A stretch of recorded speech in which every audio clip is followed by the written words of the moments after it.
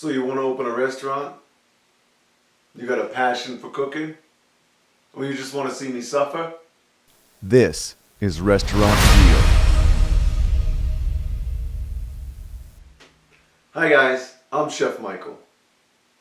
If you've had enough of the scripted cooking shows that try and make drama, come behind the scenes with me. I don't gotta fake it. I deal with more drama and bullshit than Hell's Kitchen and Bar Rescue could ever make up. You're gonna see the whole process, from construction and design to setting up the kitchen and bar, menu development, staff training, and even my own learning process. And all the shit that comes with it. Restaurants are notoriously one of the hardest businesses to run. You've got super high overhead with small profit margins and a ton of room for error and theft.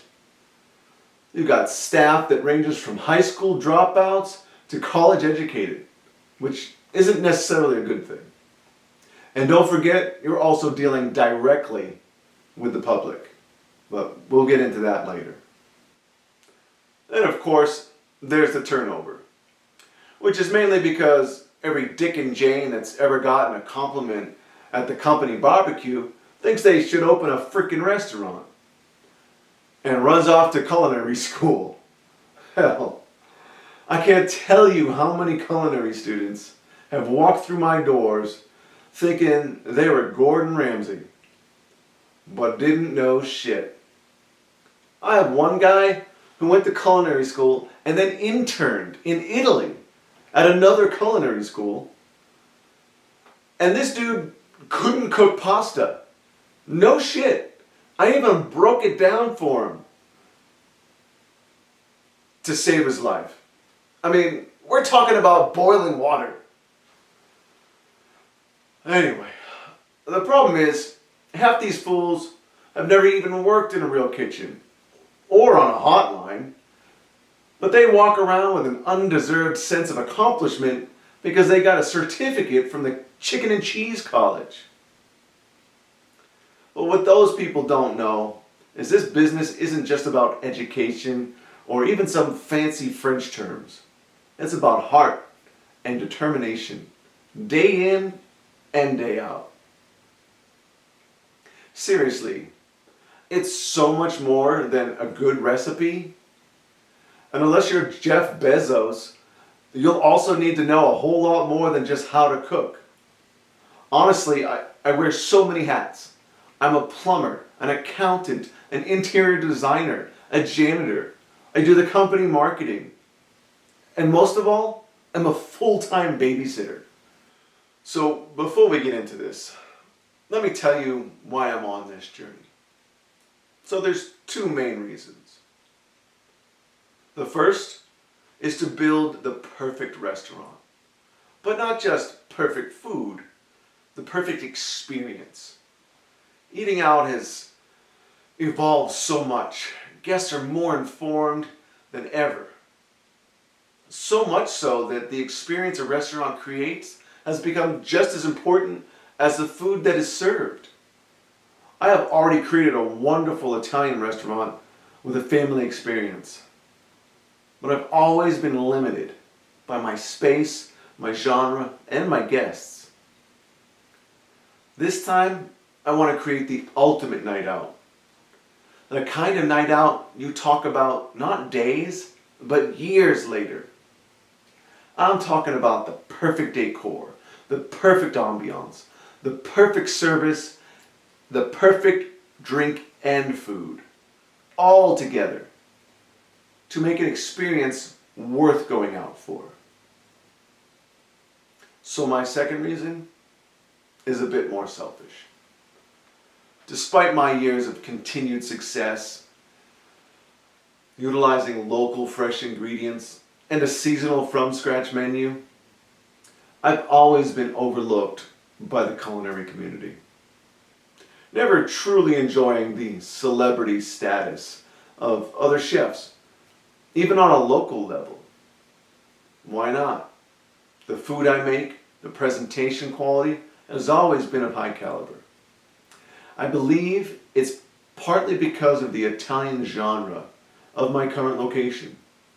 I've been rabbit-holed in the unrespected category of comfort food, which has inhibited me of accolades like the James Beard Award or other significant food critic reviews. That, and my lack of formal culinary education, has always been a monkey on my back. It's been ammunition for the haters in my life to hold me down and talk shit for years. With fellow cooks, customers, and even my own wife refusing to call me chef.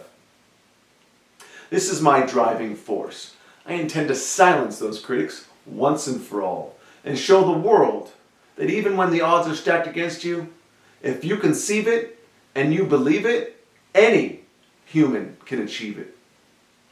Sorry, a little excited. So that's the second reason. The admiration of my peers, the acknowledgement of my efforts, and the respect that I deserve. For me, like most chefs, that proof, that seal of approval, is the undeniable symbol of the Michelin star. For those of you that don't know, the Michelin star is a restaurant rating known throughout the culinary world and only given to the most prestigious, most perfectly perfect in every way restaurants. So I got my work cut out for me. And this will be the biggest, most challenging hurdle ever. But it could be, it will be my greatest achievement ever. Alright. Now that we got that out of the way, from here on out, this will be a lot more off the cuff. And don't expect me to be in my chef's uniform every time. Like I said, many hats. Now, it's time for our hot tip of the week. That's hot! Did you know you have to tell your employees they can't steal? No shit. Neither did I. But after I fired an employee for stealing food, she brought me to an unemployment hearing. And she won her claim.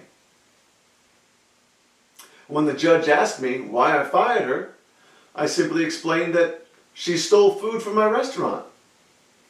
And the judge said, and I quote, "Did you tell her she couldn't steal?" I mean, I can't make this shit up, guys. I was under the impression that, your moral character basically told you that you shouldn't steal. And maybe, being brought up and the laws and I don't know. I didn't know. I really didn't know that I had to tell a person that they aren't supposed to steal. Well, you certainly seem like a good candidate. But before we move forward, I'd like to go over a few items from our employee handbook. I'm sure you're familiar with the standard job expectations. Show up to work on time, wash your hands, be prepared to work, and a good positive attitude. But as an employee in the state of California, I need to let you know that stealing, robbing, maiming, raping, beating, and murder with a blunt or sharp object are completely prohibited. Oh, and thanks to Stinky Joe, apparently no sodomizing. Any one of these offenses will result in a formal write-up and potential dismissal. So, as long as these are good with you, sign on the dotted line, and we'll get to work. That was our hot tip of the week. That's hot! The hottest! Alright guys, we're just getting started. I'll get you all caught up with our current construction progress next week. So hit that like button, subscribe, and stay tuned to see if I make it in one piece as this all unfolds. That's my wave.